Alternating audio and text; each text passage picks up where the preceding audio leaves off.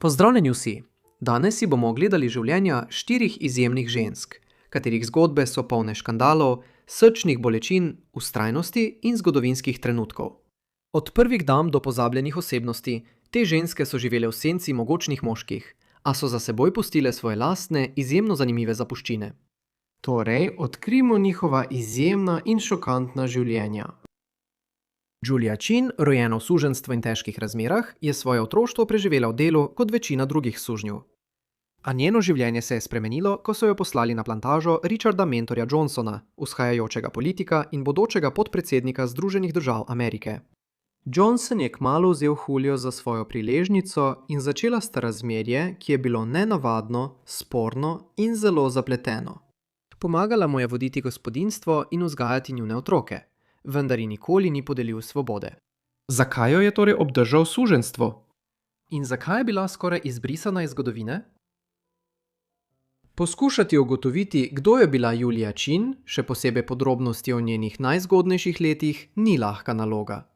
Demografski zapisi so bili konec 18. stoletja netočno vodeni, še posebej, ko je šlo za ljudi rojene v suženjstvu. Na primer, vemo, da se je Julia Chin rodila v 90. letih 18. stoletja, vendar je celo njen glavni biograf lahko čas rojstva omejil le na obdobje med letoma 1790 in 1797. To je najbolj natančno, kot je mogoče biti, glede na razpoložljive dokaze. Nekateri viri trdijo, da se je rodila leta 1790.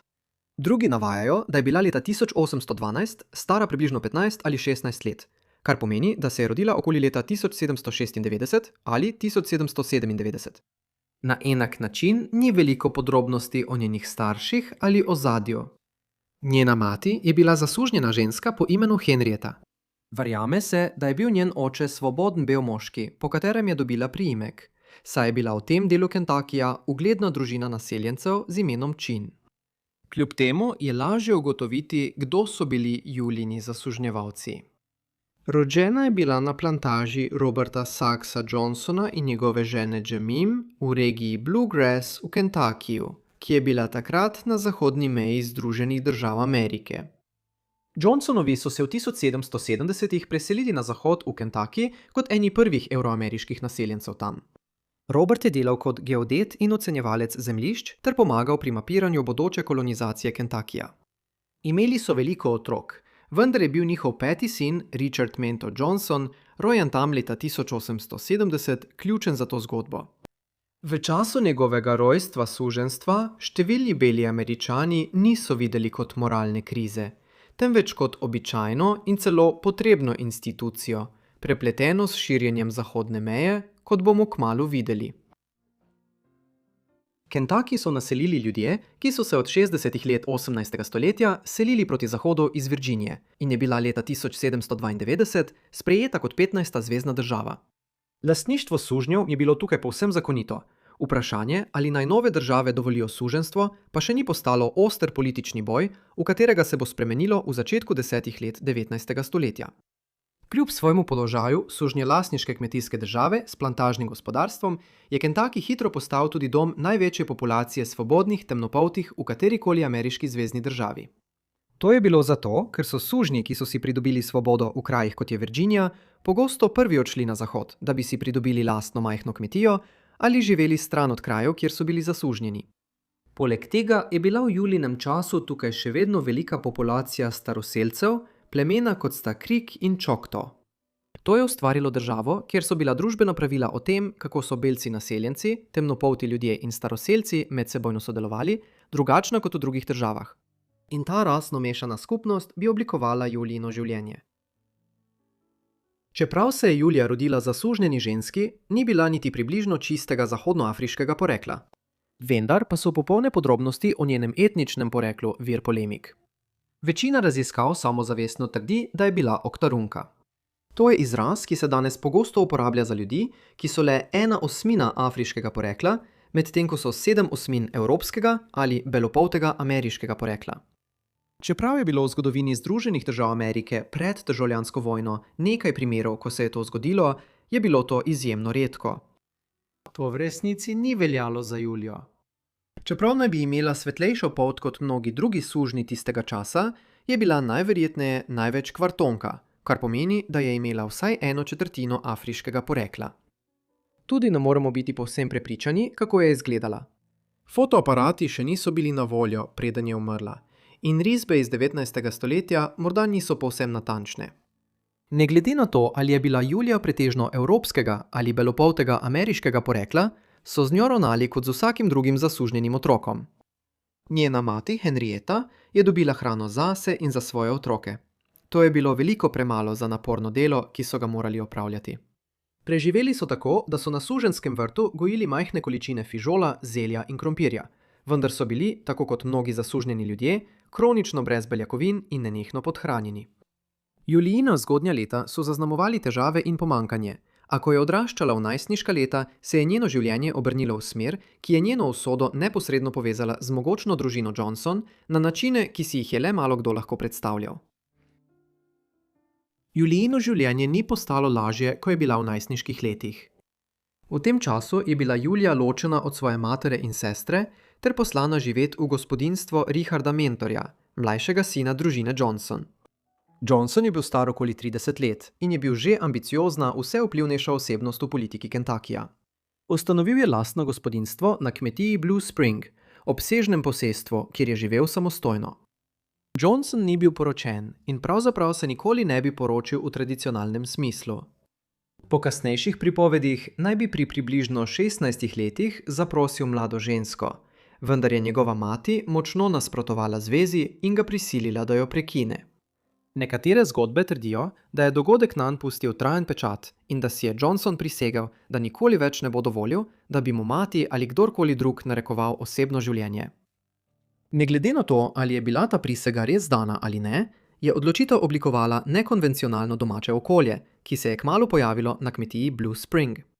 Ko so Julijo poslali tja, je hitro postala njegova priležnica. Oklevam uporabiti izraz, kot je vstopila sta v razmerje ali kaj podobnega, ker to očitno sprva ni bila sporazumna ureditev za Julijo, čeprav je narava njunega odnosa sčasoma postala bolj zapletena. Tudi Julijina natančna starost v času, ko se je vse to zgodilo, ni jasna. Če se je rodila okoli leta 1796 ali 1797, je bila stara le približno 14 let, ko so jo poslali živet k Richardu. Če se je rodila nekaj let prej, okoli leta 1790, je že vstopala v 20. leta. Bolj zanesljivo je znano, da je leta 1812 rodila hčerko z imenom Imogen. Kmalu zatem je sledila še druga hči z imenom Adeline. Ni veliko dvoma, da je bil Richard oče obeh deklic. Jasno je, da je bil njegov odnos z Julijo v tem času že precej zapleten. Ostala je sužnja, vendar obstajajo dokazi, da jo je imenoval za svojo ženo. Imogeno in Adeline pa je obiskovalcem na kmetiji Blue Spring brez zadržkov predstavljal kot svojih hčerki. Nosili sta tudi priimek Johnson. Sčasoma je poskrbel, da sta dobili svojo zemljo. Medtem ko večina zgodovinarjev Richarda in Julio uvršča v nekakšno neuradno, zunaj zakonsko skupnost, zunaj običajnih pravnih okvirov. Richard Mentor Johnson je danes predvsem znan po tem, da je bil podpredsednik Združenih držav Amerike med letoma 1837 in 1841, ko je bil predsednik Martin Van Buren. Toda njegova politična kariera je trajala 46 let. Prvič je bil izvoljen v predstavniški dom Kentuckyja leta 1804. 3 leta kasneje je odšel v Washington DC, da bi zastopal Kentucky v kongresu kot član Zveznega predstavniškega doma. To funkcijo je opravljal do leta 1819, ko mu je uspelo zmagati na volitvah za ameriškega senatorja iz Kentuckyja. Nato je 8 let ponovno služil v predstavniškem domu od leta 1829 in nato še kot podpredsednik. Čeprav Julia ni dočakala, da bi Johnson postal podpredsednik, je bila njegova politična kariera pomembna za oblikovanje njene življenjske poti. Ker se nikoli ni poročil z belo žensko ali začel bolj običajne družine po standardih zgodnega 19. stoletja, je medtem, ko je bil približno 6 mesecev na leto v Washingtonu, ona v bistvu vodila kmetijo Blue Spring v Kentuckyju. To je bila plantažna kmetija z veliko sužnji. Julija jo je vodila, se ukvarjala s pogodbeniki, ki so kupovali njihove pridelke in kupovala zaloge za gospodinjstvo in kmetijo. Prav tako je organizirala in vodila družabne dogodke, od katerih je bilo veliko treba prirediti, ko se je Richard vrnil v Kentucky iz Washingtona in se srečal z lokalnimi politiki ter poslovneži. Za Julijo so govorili, da zelo dobro igra klavir in je pomagala ustvariti prefinjeno vzdušje, ki se je pričakovalo na takšnih srečanjih. Ko je Johnson vsako leto znova odšel v Washington, da bi nadaljeval svojo politično kariero, ji je celo zaupal denar, ki ga je prej dvignil, kar je bila za tisti čas nenavadna raven zaupanja do zasužnjene ženske. Eden izmed najbolj izstopajočih dosežkov Julije kot upraviteljice kmetije Blue Spring je bila ustanovitev Akademije Choctaw na tej kmetiji. To je bila internatska šola, ki so jo na kmetiji zgradili za dečke staroselskih ameriških plemen. Pod Julijinim vodstvom je delovala približno desetletje. Na nek način je bilo to nadaljevanje Julijinega dela pri izobraževanju lastnih hčera. Zaposlila je lokalnega duhovnika in pridigarja Thomasa Hendersona, da bi izobraževal Imogen in Adeline, nato pa je Henderson začel poučevati tudi na šoli. Akademija Choctaw še danes delno stoji. Na kmetiji Blue Spring v Kentuckyju ogrodje stavbe še vedno stoji na polju, čeprav so grmi in drevesa že dolgo prerasli skozi stene, streha pa se je po več kot stoletju zanemarjanja večinoma zrušila. Vendar pa je za vsakogar, ki živi v tem delu Kentuckyja, tam še vedno živ delček življenjske zgodbe Julie Chin, ki si ga lahko ogleda. Čeprav se zdi, da vse to kaže na skoraj enakovreden odnos med Julijo in Richardom v 20. letih 19. stoletja, je bilo vse skupaj veliko bolj zapleteno, kot se zdi na prvi pogled. Na primer, lokalna skupnost v Kentuckyju je tolerirala nenavadno zvezo med svojim kongresnikom in njegovo tako imenovano ženo, vendar so jo za zaprtimi vrati očitno kritizirali. Poleg tega je bil njun odnos zelo nenavaden in oblikovan z zakoni ter rasnimi mejami tistega časa. Leta 1815 je po smrti svojega očeta Johnson postal polni pravni lastnik Julije. Vendar je ni osvobodil. Ona je ostala pravno zasužnjena, čeprav je Johnson javno priznal njune hčere in jih vzgajal kot svoje. Zgodovinarji so predlagali, da se je Johnson morda izogibal temu, da bi osvobodil Julijo, ker bi emancipacija lahko oslabila, kot je en učenjak opisal, vezi, ki so jo vezale nanj. Poleg tega je bilo po takratni zakonodaji medrasno poroko v Kentuckyju prepovedano, zato se Johnson in Julia, tudi če bi jo osvobodil, tako ali tako ne bi mogla zakonito poročiti. Julija pa je imela vpliv v gospodinjstvo. Poskrbela je, da so njenega brata Daniela in njegovo družino pripeljali na Blue Spring Farm, kjer so več let živeli v nekoliko boljših razmerah. Vendar so jih leta 1821 prodali, verjetno zato, ker se je Johnson soočal z naraščajočimi finančnimi pritiski, medtem ko je ohranjal svojo politično kariero. Obstajajo tudi dokazi, da je imela Julija občasno težave z ohranjanjem discipline na plantaži, glede na njen status zasužnjene ženske. Pisma Johnsona kažejo, da je svojim belim zaposlenim naročil, naj spoštujejo njeno avtoriteto, vendar zgodovinarji ugotavljajo, da so nekateri zasužnjeni delavci na polju ignorirali njena navodila. Moški iz okolice pa niso bili pripravljeni posredovati, ko jih je prosila za pomoč pri kaznovanju teh ljudi. Poleti leta 1833 je Julija hudo zbolela za kolero, ki je pustošila po ameriškem srednjem zahodu. Kolera je bila v 19. stoletju znana kot modra smrt, saj je v velikih valovih preplavila Evropo in nato Ameriko v obdobju od 10. do 90. let 19. stoletja ter pobila milijone ljudi. To je vključevalo tudi izbruh kolere na Choctaw Academy, kjer je veliko učencev zbolelo. Več tednov je Julija negovala otroke, da so si jo pomogli, a je na koncu tudi sama zbolela za to boleznijo. Zaradi tega je umrla in bila ena izmed številnih žrtev v 30. letih 19. stoletja, ki so bila najusodnejše obdobje za to bolezen. Ne moremo biti prepričani, koliko je bila stara, ko je umrla. Bila je bodisi v zgodnjih 40. ali poznih 30. letih. Tudi njen kraj pokopa ni znan. Po Julijini smrti je Richard menda globoko žaloval. V letih, ki so sledila, je navezal razmerje z drugo zasužnjeno žensko na plantaži. Ko ga je kasneje zapustila zaradi drugega moškega, jo je Johnson dal ujeti in prodati na dražbi. Nato je začel podobno razmerje z njeno sestro, ki je bila prav tako zasužnjena. Julijina zgodba je bila več desetletij pozabljena. Pravzaprav bi to morali imenovati prikrivanje. Med predsedniškimi volitvami leta 1836 je bilo veliko negativne publicitete glede Richardovega zasebnega življenja in njegove škandalozne zveze s sužnjo. Na primer, širile so se letaki, ki so napadali Richarda mentorja Johnsona zaradi njegove zveze z Julio Chin in njunima dvema hčerkama. Na eni izmed karikatur iz leta 1836 je Johnson prikazan skupaj z obema hčerkama, pri čemer ena izmed njiju drži portret Čine. Umetnik je namerno potemnil barvo kože Čine in deklet, da bi povečal rasno stigmo in ga javno zasmehoval. Kljub polemiki, ki je obkrožala njegovo zasebno življenje, je bil Richard Mentor Johnson izvoljen za podpredsednika na listi Martina Van Burena. Leta 1850 je Johnson še vedno deloval v politiki, vendar sta bila takrat njegovo telesno in duševno zdravje že v upadu. Umrl je zaradi kapi. 19. novembra, star 70 let. Pokopan je bil na pokopališču Frankfurt v mestu Frankfurt. Njegove hčere z Julio so kot doto dobile obsežne kmetije in so se poročile z belci, vendar iz njegove oporoke niso prejele ničesar. Po njegovi smrti sta se dva njegova še živeča brata, John in Henry Johnson, očitno odločila uničiti Richardove dokumente in druge zapise. Verjetno sta bila tukaj dva motiva. Prvič, želela sta izbrisati vsak spomin na Richardov sporen odnos in dve hčerki, ki jo je imel z Julio. Drugič, čeprav Richard ob svoji smrti ni bil izjemno premožen človek, je zapustil dovolj veliko posestvo, da sta si ga njegova dva brata želela prilastiti, namesto da bi prešlo na Imogen, ki je bila leta 1850 še živa. Našla sta sodnika, ki jima je bil pripravljen pomagati zagotoviti, da Richardova hči mešane rase ne bi podedovala njegovih zemljišč. Sodišče je razglasilo, da ni zapustil ne vdove, ne otrok, ne očeta ali matere, ki bi bili še živi. In tako je bila ponarejena oporoka vpisana v uradni zapisnik. Ker so bili Richardovi dokumenti uničeni in je njegovo premoženje prešlo na njegove brate in njihove družine, je bila zgodba Julie Chin do neke mere utišana. To je trajalo vse do poznega 20. stoletja, ko je bila v eni izmed publikacij mimogrede omenjena podpredsednikova zasužnjena žena.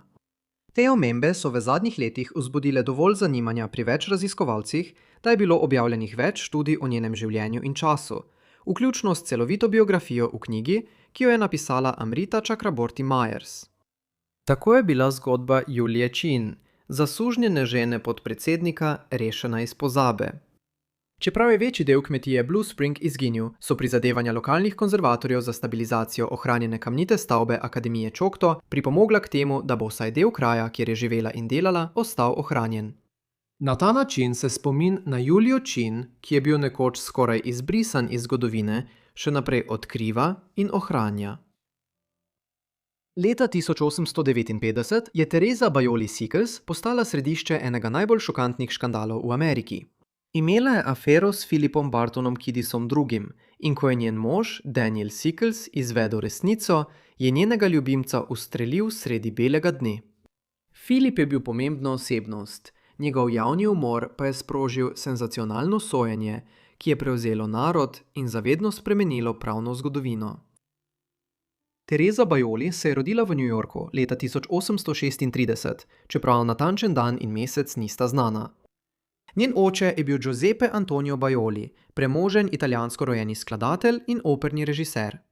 Bil je vodja italijanske operne skupine, ki je leta 1832 obiskala New York. Medtem ko je bil tam, je spoznal slavnega libretista, ki je postal učitelj glasbe, Lorenza da Ponteja. Ko se je začel več družiti z družino da Ponte, je spoznal Mario, verjetno Lorenzojevo posvojeno hčer, čeprav nekateri viri trdijo, da je bila plod zunaj zakonske zveze. V tem času je bil Giuseppe v svojih srednjih 30-ih, medtem ko je bila Marija komaj najstnica. Kljub temu so zvezo dovolili in najverjetneje sta se poročila leta 1834, ko je bila Marija stara komaj 15 let. Teresa se je rodila 2 leti kasneje. Teresa je odraščala v izrazito glasbenem in kozmopolitskem okolju ter je večino svoje mladosti preživela v domu svojega dedka, Lorenza da Ponteja, ki je desetletja prej slavno sodeloval z Wolfgangom Amadeusom Mozartom. Obkrožena z umetniki, jeziki in idejami, so jo opisovali kot zelo inteligentno, že v najstniških letih pa je Teresa govorila več jezikov in z lahkoto igrala več glasbenih instrumentov. Toda ta izobražen, skrbno negovan svet je ne bi dolgo ščitil, saj bo, kot bomo kmalu videli, pritegnila pozornost moškega, katerega ime jo bo naredilo razpite. V zgodnjih 1850-ih, ko je Teresa vstopila v najstniška leta, so jo že opažali zaradi njene izjemne lepote in vse večjega šarma. Potem je leta 1851 spoznala Daniela Sicklesa, vendar to pravzaprav ni bilo njuno prvo srečanje. Daniel se je rodil 20. oktobra 1819 in je bil sin newyorškega odvetnika ter lokalnega politika. Daniel je prav tako postal odvetnik, čeprav je v poznih 1830 in zgodnjih 1840 delal v založniški industriji mesta. To ga je pripeljalo v stik s kulturnimi osebnostmi, kot sta Lorenzo da Ponte in Antonio Baioli, ki sta imela objavljene nekatere svoje glasbene zapiske.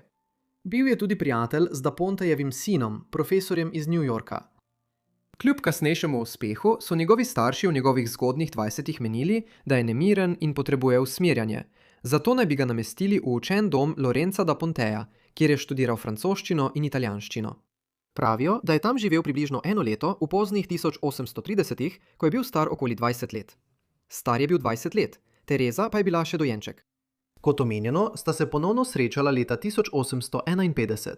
Do takrat pa se je Daniel že uveljavil kot lokalni politik v newyorški skupščini. Daniel se je hitro zaljubil v mlado Tereso in ji kmalu zaprosil za roko. Toda kljub njegovemu družbenemu položaju in dolgotrajnemu poznanstvu z njeno družino so Baiolijevi sprva zavrnili svojo privolitev. Ne glede na to je Daniel nadaljeval in se 17. septembra 1852 s Tereso poročil na civilni slovesnosti. Njuna zveza pa je bila kasneje uradno priznana tudi na cerkveni slovesnosti, potem ko je njena družina dala svoje soglasje. Ni povsem jasno, kakšna je bila natančna starostna razlika med njima. Splošno velja, da se je Daniel rodil leta 1819, čeprav je kasneje trdil, da je bil rojen leta 1825. Verjetno zato, da bi zmanjšal opazno starostno razliko med seboj in svojo mlado ženo. Če sprejmemo zgodnejši datum, je bil Daniel tik pred svojim 33. rojstnim dnem, medtem ko naj bi bila Tereza ob njuni poroki stara približno 16 let. Zakon pa se je kmalu razpletel v škandal. Zakon med Danielom in Terezo se je začel dokaj običajno. Tereza je pozno spomladi leta 1853 rodila hčerko, ki sta jo poimenovala Laura Buchanan. Težko je ugotoviti, ali so sumili, da je bila Tereza noseča, ko sta se poročila prejšnjega septembra, čeprav sta najverjetneje tako ali tako načrtovala poroko. Tako torej ni šlo za tako imenovano prisilno poroko. Poleg tega začetnega vtisa zakonske normalnosti je bil zakon od samega začetka problematičen. Daniel je bil znan ženskar, ko se je leta 1852 poročil s Terezo in okoli njegovih dejanj so krožile govorice. Nekoč ga je newyorška skupščina ukorila, ker se je družil z znano prostitutko in jo pripeljal v prostore skupščine. Ugibanja so se še povečala zaradi dejstva, da je bil pogosto odsoten od doma.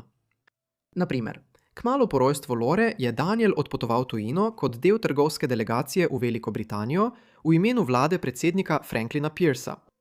S seboj v Anglijo je pripeljal isto prostitutko iz New Yorka, Fanny White, in jo celo predstavil kraljici Viktoriji v Londonu. Ko se je vrnil domov, je bil leta 1856 izvoljen v predstavniški dom ZDA in naslednje leto prevzel svoj sedež. Takrat sta se Daniel in Teresa preselila v Washington DC, kjer sta se naselila na Lafayette Square, v središču političnega življenja. Tam je Teresa hitro postala izstopajoča osebnost v elitni družbi, znana po svoji lepoti, šarmu in spretnostih kot gostiteljica. Celo pridobila je vzdevek kraljica washingtonske družbe. Skupaj sta delovala kot popoln par, vendar so Danielove ponavljajoče se afere v ozadju razkrivale drugačno zgodbo. Potem je marca 1857 med inauguracijo predsednika Jamesa Buchanana Teresa spoznala visokega, postavnega moškega po imenu Philip Barton Key II. Philip je bil sin Francisa Scotta Keya. Francis je bil znan ameriški pesnik in odvetnik.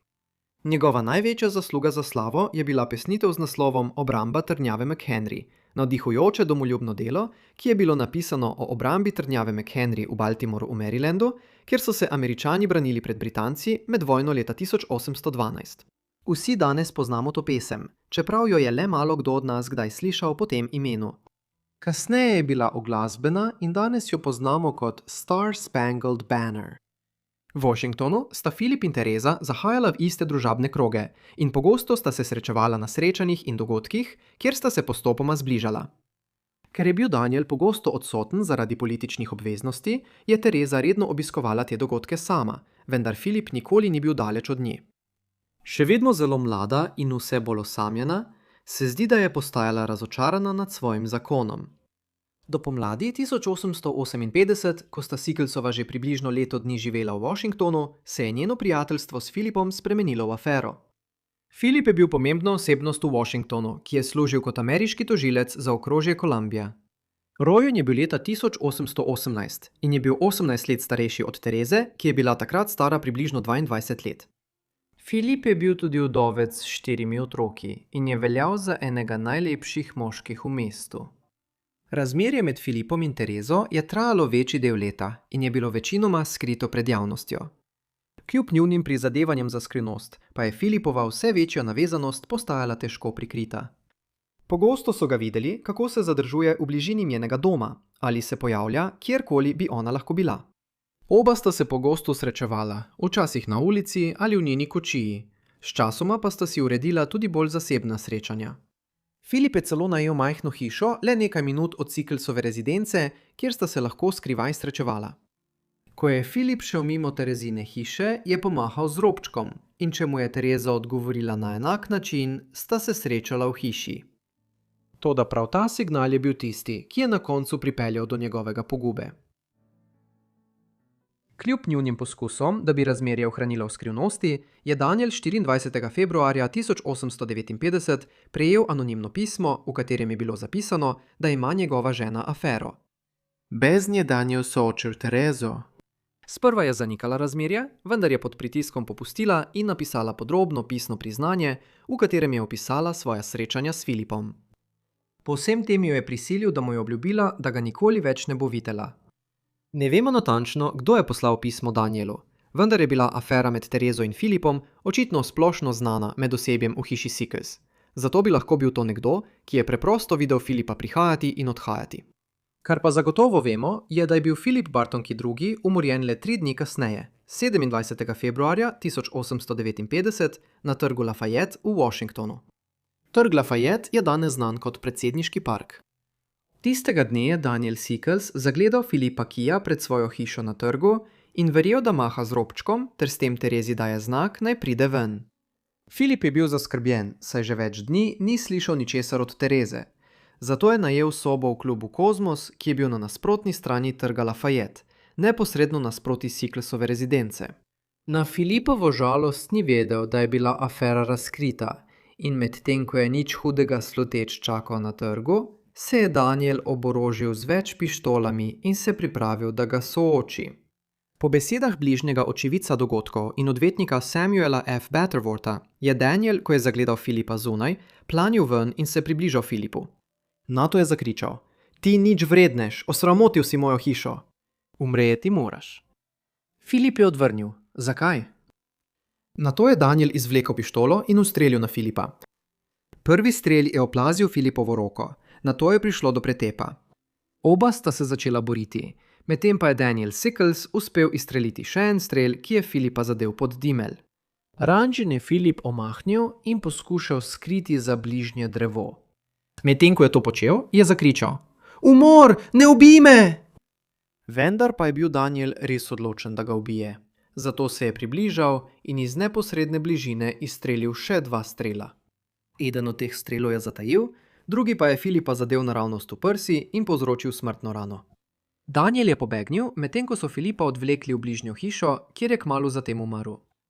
Kasneje, tistega dne, so Daniela aretirali, potem ko se je zatekel v dom generalnega državnega tožilca Jeremija S. Blacka, vendar ga niso zadrževali v pogojih, ki bi jih pričakovali.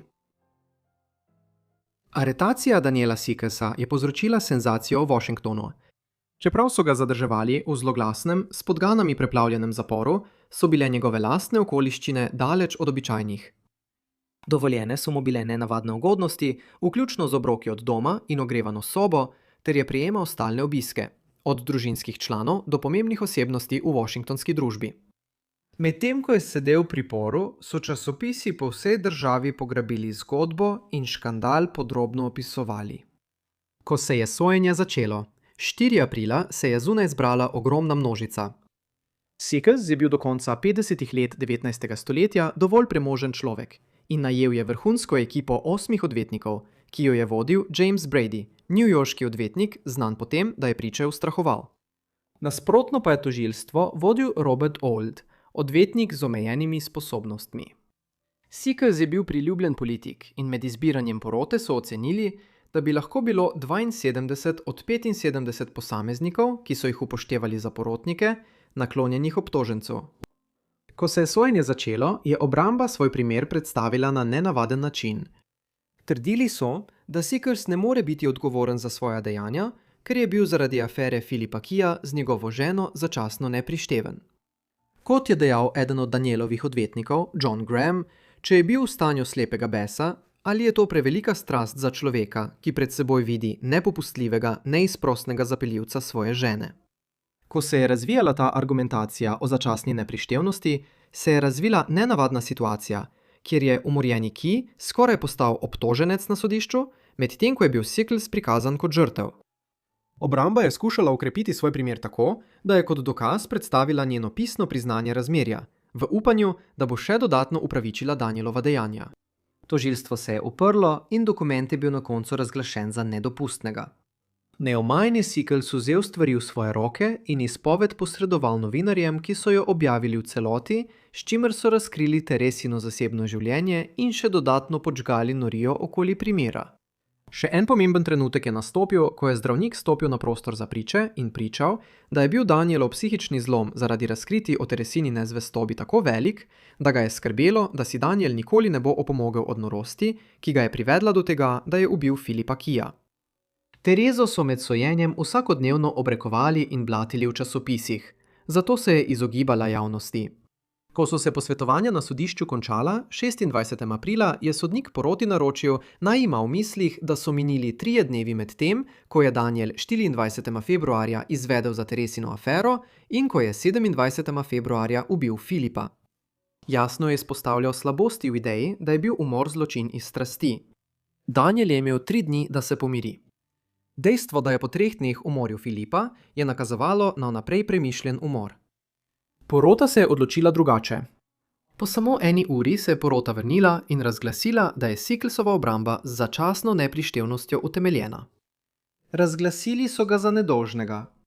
Tistega večera je Daniel priredil veliko zabavo v Washingtonu, ki se je udeležilo 1500 ljudi, da bi proslavili njegovo izpustitev. Dogajanje po sojenju je bilo morda prav tako nenavadno kot dogodki pred njim in med njim.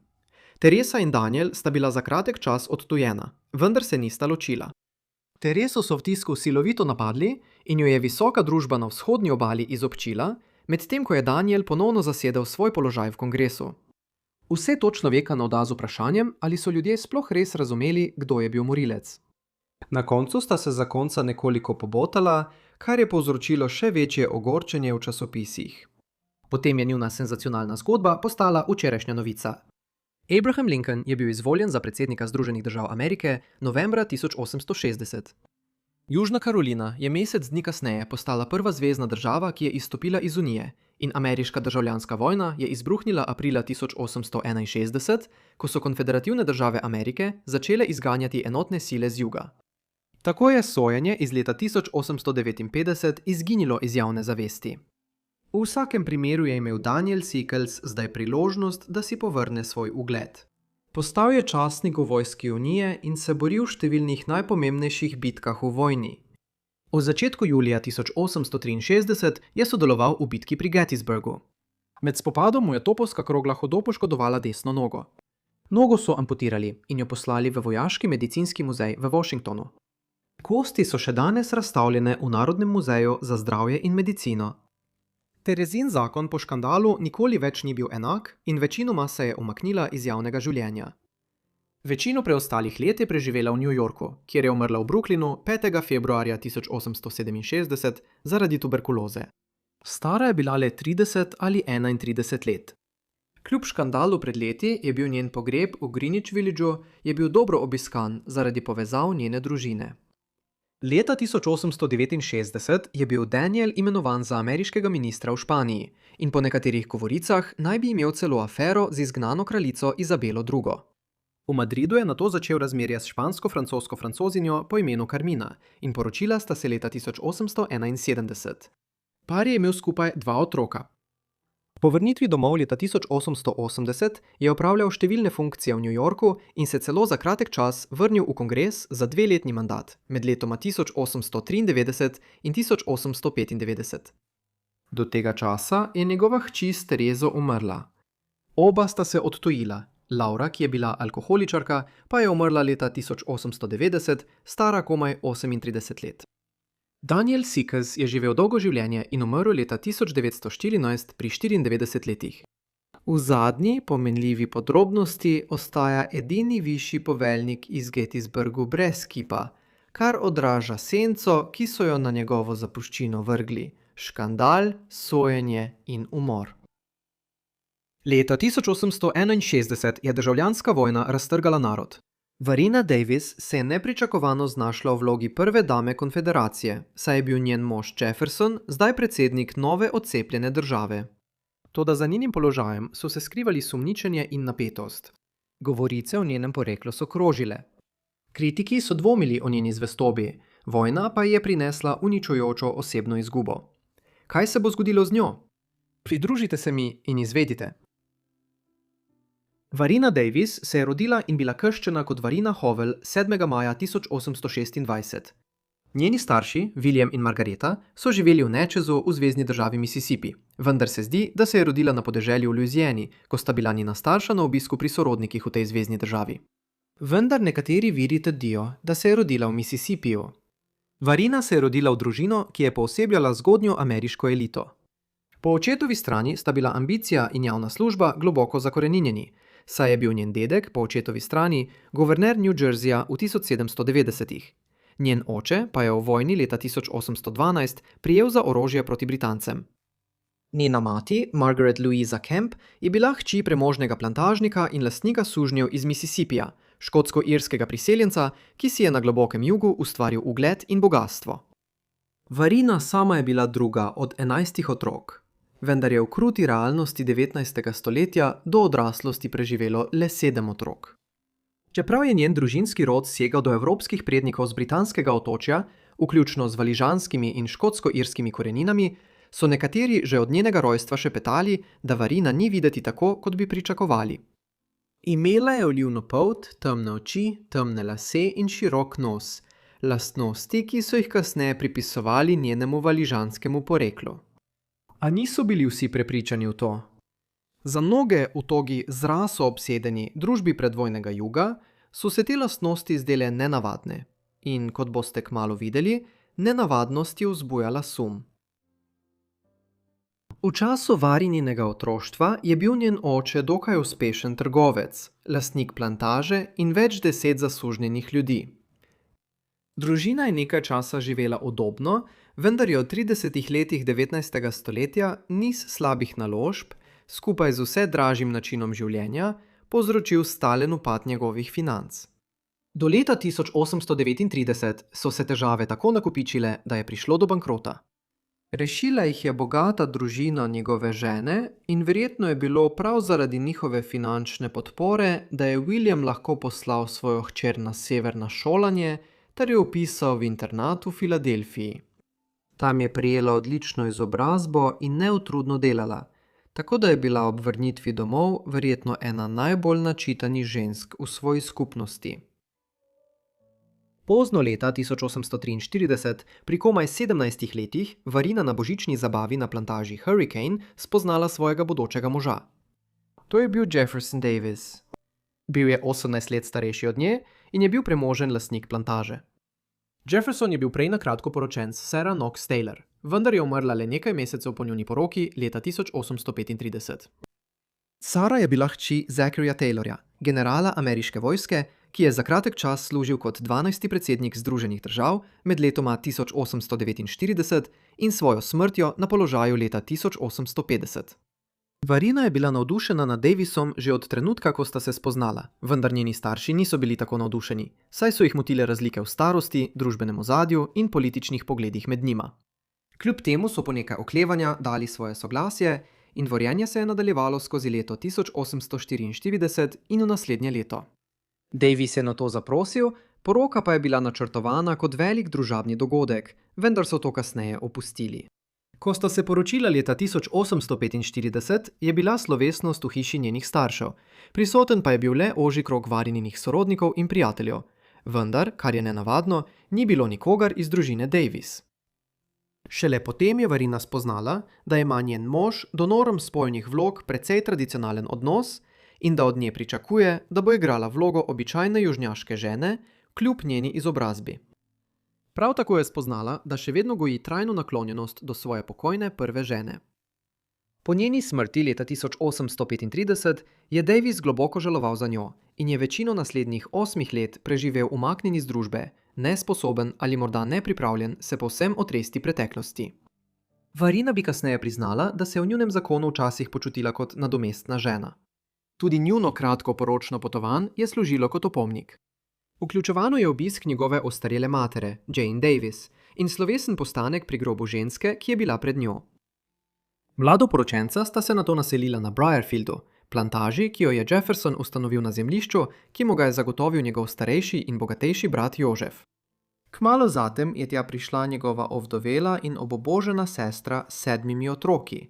Odločitev, ki je bila sprejeta brez posveta z Varino, kar ji ni bilo všeč. Toda leta 1846 je bil Jefferson Davis izvoljen v predstavniški dom ZDA in Varina ga je spremljala v Washington, D.C., mesto, ki ga je hitro vzljubila. Popolnoma se je posvetila družabnemu življenju in kmalu postala ena najbolj priljubljenih in najmlajših gostiteljic v mestu. Vendar pa je Davis kmalu odstopil svojega položaja, da bi služil v mehiško-ameriški vojni od 1846 do 1848. Po koncu konflikta se je z obnovljeno ambicijo vrnil v politiko. Toda z njegovo vse večjo pomembnostjo so naraščale tudi napetosti med možem in ženo, saj so bila njegova politična stališča v nasprotju z Varininimi. Medtem ko je imela ona bolj severnjaška stališča glede suženjstva, jih Jefferson ni imel. Celo sužnje je primerjal z živino. Kljub temu je uspela v svoji glavi uskladiti njuno nasprotujoča si stališča in njun odnos je ostal stabilen. Uživala je v denarju in Jeffersonovo naraščajoče bogastvo v 50 letih 19. stoletja je očitno omililo veliko težav v njunem odnosu. Dolga leta je služil kot senator iz Mississippija, leta 1853 pa je bil imenovan za ministra za vojno v administraciji predsednika Franklina Piercea. To je pomenilo, da je bila njihova domača hiša v Mississippiju, vendar je družina med letoma 1845 in 1861 večino časa preživela v Washingtonu, D.C. Tukaj se je Verena počutila bolj sproščeno, saj je ugotovila, da ji širši politični in družbeni svet mesta bolj ustreza kot vse bolj napeto ozračje Mississippija. Toda družinska tragedija je bila tik za vogalom. Med letoma 1852 in 1864 sta Verena in Jefferson imela 6 otrok, 4 fante in 2 deklici. Žal večina ni dolgo živela. Leta 1854 sta bila Davisova uničena, ko je njen prvi otrok, Samuel, umrl, preden je dopolnil 2 leti. Zaradi žalosti se je Verena za nekaj časa umaknila iz družabnega življenja. Naslednje leto se jima je rodila hči Margareta. Edina izmed njunih otrok, ki je odrasla, se poročila in imela svojo družino. Njun tretji otrok, Jefferson mlajši, je preživel do odraslosti, vendar je umrl pri komaj 21 letih, leta 1878, med epidemijo rumene mrzlice v dolini reke Mississippi. Sledila sta še 2 sinova, Jožef, rojen leta 1859, in William, rojen leta 1861. Oba sta umrla v otroštvu. Njihova najmlajša hči Vini, rojena leta 1864, je bila še posebej navezana na svojo mater, vendar so se v letih pred njenim rojstvom na jugu odvijali dogodki, ki so zavedno spremenili njihova življenja. Celotna pot Vereninega življenja se je spremenila konec leta 1860. Že od njenega otroštva dalje so se v Združenih državah Amerike vse bolj zaostrovale razprave o suženjstvu. Že od prvih dni republike je obstajala razlika med severnimi in južnimi državami. Severne države so bile bolj urbanizirane in so sprejemale industrijske procese, kar je pomenilo, da njihova gospodarstva niso bila več odvisna od suženjskega dela. Mnoge države so začele prepovedovati to institucijo in v času Verene je bila jasna razlika med svobodnimi državami severa in državami juga, ki so imele sužnje, kjer je bilo prisilno delo še vedno ključno za pridelavo bombaža in tobaka na ogromnih plantažah. Vereno je vse svoje življenje do konca 50 let 19. stoletja preživela v tem okolju. Medtem ko je bilo suženjstvo za mnoge južnjake nekaj običajnega, je njena bolj kozmopolitska vzgoja in izobrazba pomenila, da je bila že vrsto let izpostavljena pogledom severnih liberalcev na to vprašanje. In glede na njene povezave z obema regijama se je označila za mešanko. Suženjstvo je postajalo vse bolj sporno po vsej državi. Širitev države proti zahodu je sprožila razpravo o tem, ali naj bo suženjstvo dovoljeno v novih državah ali ne. To se je začelo zaostrovati v 50. letih 19. stoletja, še posebej po ustanovitvi republikanske stranke. Njihov predsedniški kandidat, Abraham Lincoln, je bil novembra 1860 izvoljen za predsednika Združenih držav Amerike. Čeprav Abraham Lincoln ni izrecno vodil kampanje na platformi odprave suženjstva po vsej državi, so se južne države bale njegovih namenov, zato je decembra 1860 Južna Karolina postala prva država, ki je izstopila iz Unije. Številne druge države so sledile med januarjem in aprilom 1861 ter se združile v tekmovalne konfederirane države Amerike na jugu. Tistega istega aprila so odjeknili prvi streli ameriške državljanske vojne, ki so zanetili konflikt med Unijo in konfederacijo, ki je raztrgal državo. Verena Davis in njen mož bi kmalu postala prvi in edini predsednik ter prva dama konfederativnih držav Amerike. Njuna pot do tega edinstvenega položaja v zgodovini je bila postopna. Mississippi se je odločila pridružiti Južni Karolini in se je 9. januarja 1861 odcepila od Unije. 12 dni kasneje je Jefferson uradno odstopil iz senata v Washingtonu, D.C. Samo 4 tedne kasneje je postal začasni predsednik konfederativnih držav na konvenciji, ki je potekala v Montgomeryju v Alabami. Začasni položaj je postal stalen. 22. februarja 1862, do takrat pa se je vojna že močno razplamtela in prestolnica se je preselila v Richmond v Virginiji. Kot Jeffersonova žena je Verena takoj postala prva dama. Povišanje njenega moža na položaj predsednika je bilo posledica njegovega staža kot dolgoletnega senatorja in nekdanjega ministra za vojno. Vendar je bila Verenina vloga prve dame konfederacije težka. Nikoli ni zares verjela v cilj konfederacije in njeni dvomi so jo naredili neprimerno za vlogo prve dame nove odcepljene države. Ljudje, ki so jo v tem času srečali in se z njo pogovarjali v Richmondu, so to opazili in mnogi so začeli komentirati njen videz. V vse bolj zlobnem in odkrito rasističnem tisku so šepetanja o njenem tenu kože prevasla v žaljivke.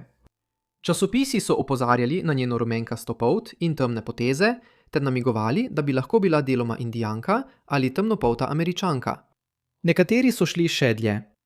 Sovražno nastrojeni kritiki, ki so želeli prizadeti tako njo kot njenega moža, so jo opisovali z besedami, ki naj bi šokirale, in jo imenovali mulatka ali Indijanka. Žaljivke, namenjene spodbujanju rasnih napetosti v družbi, ki je bila obsedena s poreklom in čistostjo krvi. Da bi bilo še huje, je bilo družinsko življenje Davisovih napeto. Verena je bila v teh letih pogosto noseča, njun sin Jožef pa je umrl aprila 1864 po hudem padcu, kmalu po svojem 5. rojstnem dnevu. Le nekaj mesecev kasneje je Verena rodila Vinija. Otrok je kmalu postal znan kot hči konfederacije, njena podoba in zgodba pa sta krožili po jugu v zadnjem letu vojne v prizadevanju za dvig morale. Tako je Verena vojna leta preživela noseča, v žalovanju, deležna kritik in potisnjena v vlogo ene najvidnejših javnih zagovornic cilja, v katero pravzaprav ni verjela. Ameriška državljanska vojna se je za konfederacijo končala s porazom aprila 1865, skoraj natanko 4 leta po njenem začetku. Medtem ko je glavni konfederacijski general Robert E. Lee organiziral predajo, so Jefferson, Verena, njuna družina in podporniki pobegnili proti jugu iz Richmonda. Ujeli so jih v Georgiji. Jefferson pa je bil pridržan, potem ko so se pojavili sumi, da je bil na nek način povezan z atentatom na predsednika Abrahama Lincolna, le nekaj dni po koncu spopadov. Zaradi tega je Jefferson naslednji 2 leti preživel v zaporu. V tem času je Verena poslala njune otroke v Kanado, kjer so jih pri sorodnikih varno namestili, medtem ko se je sama trudila doseči moževo izpustitev. Maja 1867 je bil izpuščen na varščino in je bil vključen v splošno amnestijo nekdanjih konfederacijskih politikov in vojakov, ki jo je za božič 1868 razglasil predsednik Andrew Johnson. Družina Davis je bila zdaj spet svobodna in je lahko živela svoje življenje, kakor je želela.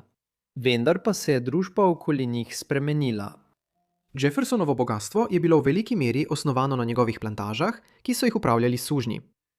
Tega zdaj ni bilo več. Poleg tega ni bilo nobene možnosti za obnovo politične kariere, družinsko premoženje pa je bilo uničeno zaradi vojne in vseh njegovih pravnih stroškov med zaporom. Prav v tem času je družina odpotovala v Evropo in zaslužila nekaj denarja s honorarji za govore in nastope zaradi svojega slavnega statusa nekdanjega predsednika in prve dame konfederacije. Verena in otroci so ostali v Evropi, potem ko se je Jefferson vrnil v Ameriko in razmišljala o različnih učiteljskih službah. V Angliji skupaj s sestro in otroki je bila Verena ogorčena, ko je leta 1870 in 1871 prebrala o Jeffersonovih morebitnih aferah v ZDA. V tem času je njun sin William umrl tik pred svojim 11. rojstnim dnem, kar je skupaj s propadom njunega premoženja povzročilo dolgotrajna obdobja depresije. Sredi 1870-ih se je Verena vrnila v Ameriko in par se je postopoma pobotal. Do leta 1878 pa sta ponovno živela skupaj.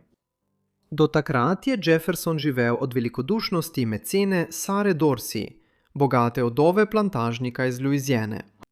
Dorseyjeva je Vereno poznala že iz šolskih dni v 1830-ih, ko sta dekleti skupaj obiskovali internat. Dorseyjeva je bila tudi pisateljica in zgodovinarka, ki je v svojih delih postala odločna zagovornica konfederacijske stvari.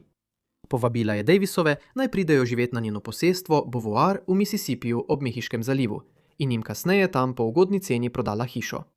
Ko je Sara umrla leta 1879, je Jeffersonu zapustila precejšnjo vsoto denarja, ki je v veliki meri olajšala njihove finančne težave za preostanek Jeffersonovega življenja. Umrl je leta 1889 v velikem izbruhu rumene mrzlice po južnih državah, star 91 let. Po smrti svojega moža se je Verena preselila v New York, kar je bilo takrat videti kot sporno. Bila je v sorodu z medijskim mogotcem Josephom Pulitzerjem, ki ji je leta 1891 dal službo pisanja za New York World. Njena hči Winnie je šla z njo. Tudi v teh letih je pisala in izdala več knjig, med drugim študijo o irskem revolucionarju Robertu Emmetu. Tako sta Verena in njena hči v 90-ih letih 19. stoletja živeli meščansko življenje kot pisateljici na Manhattanu. Pogosto sta prebivali v hotelskih apartmajih v mestu ali pri sorodnikih. Občasno so Vereno v južnem tisku kritizirali zaradi njene odločitve, da se preseli na sever in piše za Yankijevski časopis v New Yorku. Na te kritike je odgovorila, da sta vojna in smrt njenega moža pomenili, da mora delati, da se preživlja. Leta 1898 je družino doletela tragedija, ko je Winnie umrla pri 34 letih, verjetno zaradi pljučnice ali gastritisa. Verena je poskrbela, da so jo pokopali v Richmondu poleg njenega očeta in brata. Verena je tudi kasneje nadaljevala s pisanjem, čeprav je postajala starejša. Veliko njenih kasnejših člankov se je osredotočalo na idejo spodbujanja sprave in boljšega razumevanja med severnimi in južnimi državami, saj je bila država še vedno močno razdeljena 30 letja po državljanski vojni. Za Vereno je bilo to nenavadno življenje med dvema resničnostma. Po eni strani je živela v New Yorku, hkrati pa je potovala na srečanja žensk, ki so odraščale in živele v družinah nekdanjih vojakov in političnih osebnosti konfederacije. V svojih poznejših letih se je zanimala za širjenje dostopa do izobrazbe. Na primer, leta 1901 se je srečala z vplivnim afroameriškim voditeljem Bookerjem T. Washingtonom in razpravljala o načinih, kako bi lahko tako ženske kot afroameričani imeli večje možnosti za izobraževanje v Ameriki. V svojih zadnjih letih je uživala v vsakodnevnih vožnjah skozi Centralni park in obiskovanju gledališča. Na koncu je dočakala 80 let in umrla zaradi pljučnice v svojem stanovanju v središču Manhattana 16. oktobra 1906. Za njo so ostali hči Margaret Davis Hayes ter več vnukov in pravnukov. Še danes mnogi gledajo njene fotografije in ugibajo o njenem poreklu, pri čemer nekateri menijo, da mora imeti afriške ali staroselske ameriške korenine zaradi svojega videza. Nekateri tudi poudarjajo dejstvo, da se je sama imenovala Mešanka, da bi to še dodatno podprli. Vendar pa rodoslovne raziskave in delo sodobnih zgodovinarjev niso našli nobenih verodostojnih dokazov, ki bi to podpirali. Njene dokumentirane družinske linije segajo do evropskih prednikov, zato lahko le ugibamo. Verena Howard Davis je bila počaščena s pogrebno procesijo po ulicah New Yorka, kasneje pa je bila pokopana v Richmondu, kar pomeni, da je bila edina prva dama konfederacije pokopana v njeni kratkotrajni prestolnici. Na njenem nagrobniku je preprosto pisalo: v miru. Mary Lincoln je bila žena slavnega ameriškega predsednika Abrahama Lincolna. Bila je prva dama, dovolj premožna in imela lepo družino, vendar jo je leta 1875 njen lastni sin poslal v norišnico. Kaj se je torej zgodilo? Je bila res nora? In zakaj je njen sin to naredil? Da odgovorimo na ta vprašanja, se moramo najprej vrniti v zgodnje 19. stoletje. Ženska, ki jo danes predvsem poznamo kot ženo Abrahama Lincolna, se je rodila kot Mary Ann Todd 13. decembra, stara 18 let, v mestu Lexington v Kentuckyju. Njen oče je bil Robert Smith Todd, moški, katerega predniki so igrali pomembno vlogo v ameriški vojni za neodvisnost. Robert se je v mladosti izučil za pravnika, vendar nikoli ni odprl zasebne prakse, temveč je v Kentuckyju, ki je bil takrat ameriška meja, začel različne poslovne podvige. Prav tako se je boril v vojni leta 1812 proti Britancem in približno v tem času se je poročil s svojo ženo in Marijino materjo, Elizabeto Todd. Žal je Marijina mati umrla zaradi zapletov pri porodu, ko je bila Mari stara komaj 6 let. Naslednje leto se je Robert ponovno poročil, tokrat z Elizabeto Humphreys. Iz te druge zveze se je rodilo 9 otrok, tako da je bila družina Todd zelo velika. Kljub temu so imeli dovolj finančnih sredstev, da so lahko udobno živeli, saj je njihova družina prebivala v veliki rezidenci s 14 sobami v središču Lexingtona. Mary je bila deležna tudi dobre izobrazbe za tisti čas, s poudarkom na jezikih, klasičnih predmetih, plesu, glasbi in družabnem bontonu. Po drugi strani pa je bilo njeno otroštvo težko, saj je bil njen odnos z mačeho napet, poleg tega pa je bila številčno prekašana s številnimi polbrati in polsestrami. Kentucky je bila sužnjelastniška država in družina Todd pri tem ni bila izjema. V nekem obdobju so zasužnjili več kot ducat ljudi, večinoma gospodinjske delavce različnih vrst. Njihov položaj v tem pogledu je odražal konflikte, ki jih je suženjstvo povzročalo po vsej državi. Sčasoma so se Toddovi večinoma odrekli suženjstvu, vendar so živeli na meji, kjer je bila ta tema zelo sporna.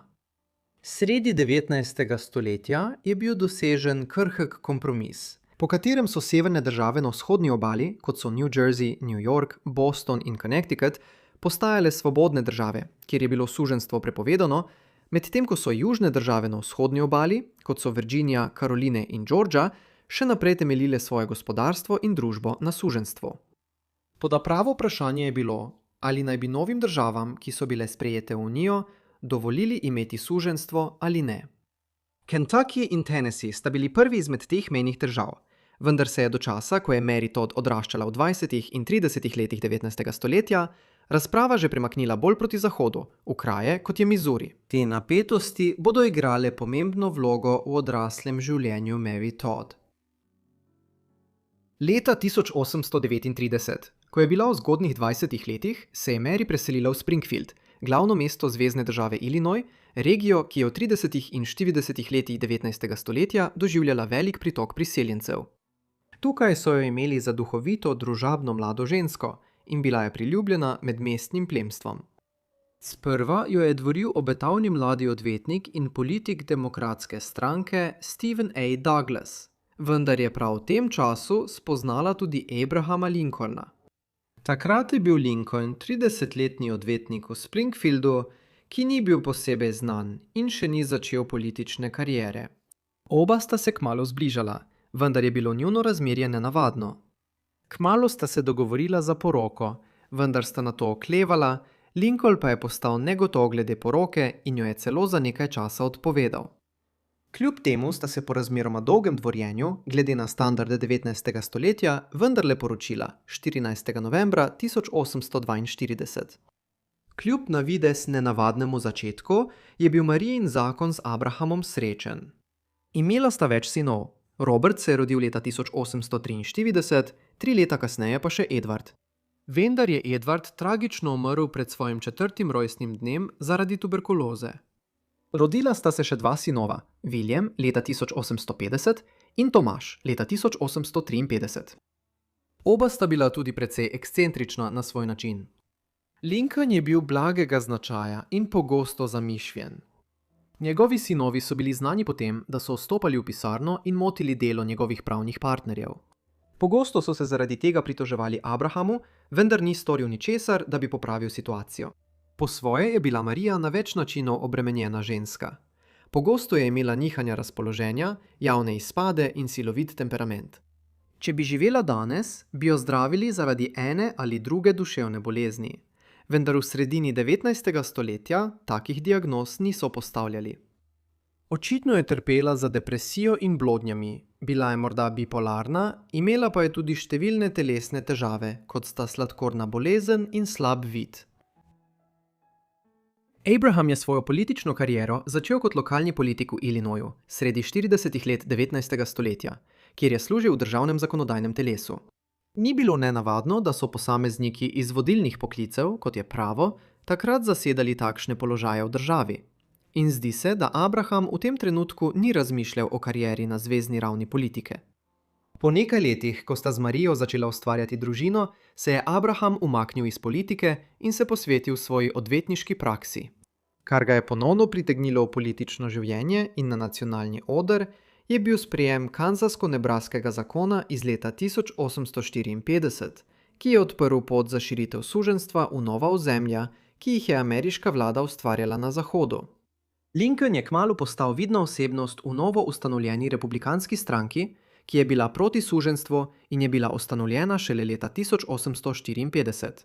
Preko nekoliko nenavadnega niza dogodkov je bil iz relativne neznanosti katapultiran v kandidata republikanske stranke na predsedniških volitvah v ZDA leta 1860. Mary bi bila zanesljiva, čeprav včasih nekonvencionalna, podpora Abrahamu na volilni poti. Spodbujala je njegove vse večje politične ambicije skozi 50. leta 19. stoletja. In morda za Abrahama Lincolna nikoli ne bi slišali, če ga Mary ne bi spodbujala, naj se poteguje za predsedniški položaj. Zdi se tudi, da je imela vpliv pri oblikovanju nekaterih njegovih političnih stališč. Po drugi strani pa so jo nekateri deli tiska videli kot umešavajočo se, medtem ko je bila njena pripravljenost, da novinarje povabi v Lincolnovo hišo v Illinoisu in jim razkaže dom, ocenjena kot ekscentrična. Abraham jo je očitno videl kot partnerko v svoji karieri. Ko je leta 1860 zmagal na volitvah, jo je pozdravil z besedami: Marija, izvoljena sva. Položaj prve dame Združenih držav Amerike se je v besedišču ameriškega javnega življenja uveljavil šele v 30. letih 19. stoletja. Marija je v tej vlogi uživala, čeprav je bila težka tako za njo kot za Abrahama. Ameriška državljanska vojna je izbruhnila le nekaj mesecev potem, ko je Lincoln postal predsednik, zaradi prepričanja, da novi predsednik namerava ukiniti suženjstvo po vsej Uniji. Ker je prihajala iz okolja, kjer so imeli sužnje v Kentuckyju, je imela Marija veliko bližnjih sorodnikov, ki so se borili na strani konfederacije. Več njenih polbratov pa je bilo ubitih v boju. Vendar je odkrito podpirala Uniji in prizadevanju za odpravo suženjstva. Kljub temu je povzročala tudi polemike, zlasti zaradi svojega razkošnega zapravljanja za bankete in uradne dogodke v Beli hiši, dragi nakit in notranjo opremo. V tistem času, ko je preostali del države trpel pod bremenom vojne, mnogim ljudem pa je primanjkovalo osnovnih življenjskih potrebščin. Tistim, ki so vedeli, kako je delovala Lincolnova Bela hiša, Mary so prav tako videli kot umešavajočo se osebo, ki je svojega moža odvračala od pomembnih zadev vojne vlade. S pogostimi izbruhi depresije, manije in nasplošno nepredvidljivim vedenjem. Njeno duševno stanje je bilo še posebej slabo leta 1862, potem ko je prejela novico, da je njen sin William oziroma Willy umrl zaradi tifusne mrzlice.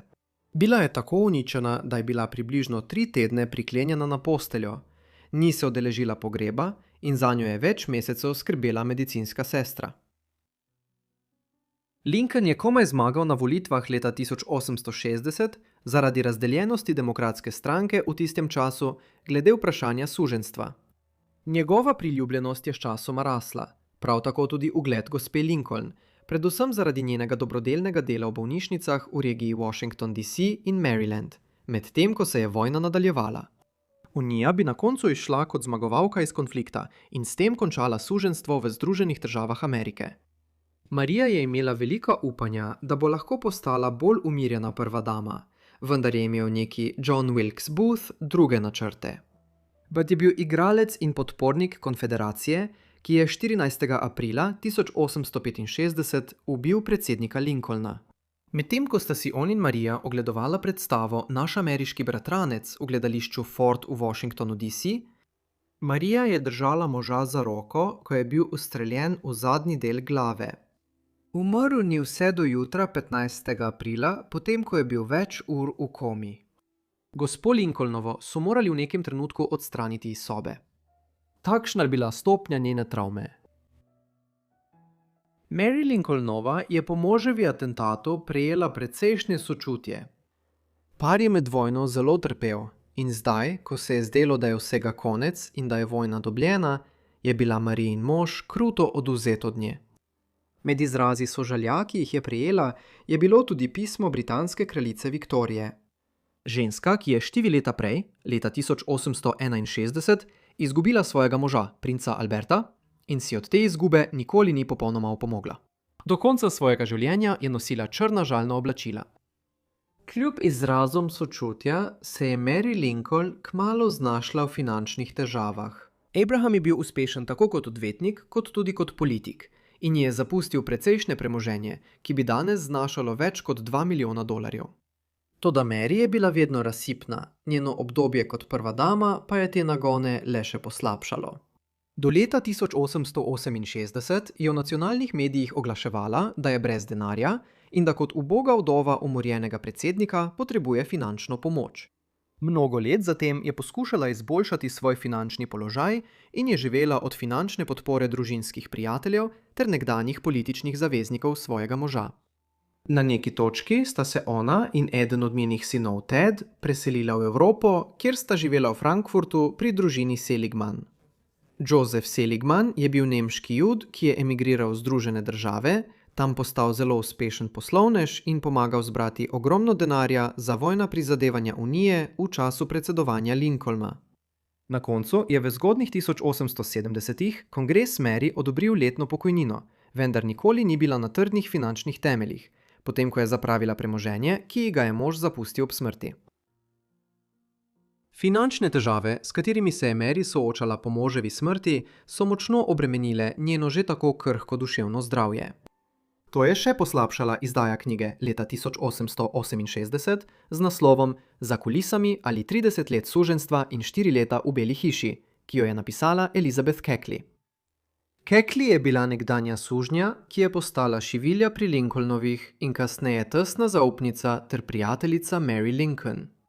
Mary je izid knjige, ki je vsebovala veliko osebnih razkritij o njej in njenem pokojnem možu, štela za resno izdajo. Mnogi ljudje tistega časa pa so to dejanje imeli za neokusno. Posledica vsega tega nemira in nestabilnosti v njenem življenju, skupaj s smrtjo njenega sina Thomasa oziroma Tada, ki je leta 1871 verjetno umrl zaradi tuberkuloze ali srčne bolezni, je bil resen in nadaljnji upad duševnega zdravja Mary Lincoln. Postala je nestanovitna, paranoična in nagnjena k blodnjam. To je doseglo vrhunec leta 1875, ko je obiskala svojega edinega preživelega sina Roberta in bila prepričana, da je hudo bolan, čeprav je bila resnica ravno nasprotna. Med obiskom pri njem mu je povedala, da jo je nekdo poskušal zastrupiti na vlaku. Porabila je tudi velike vsote denarja za stvari, ki jih nikoli ni uporabila, in se sprehajala po mestu z $10,000 v državnih obveznicah, všitih v svoja oblačila. Sčasoma se je Robert odločil, da bo svojo mater dal v psihiatrično ustanovo.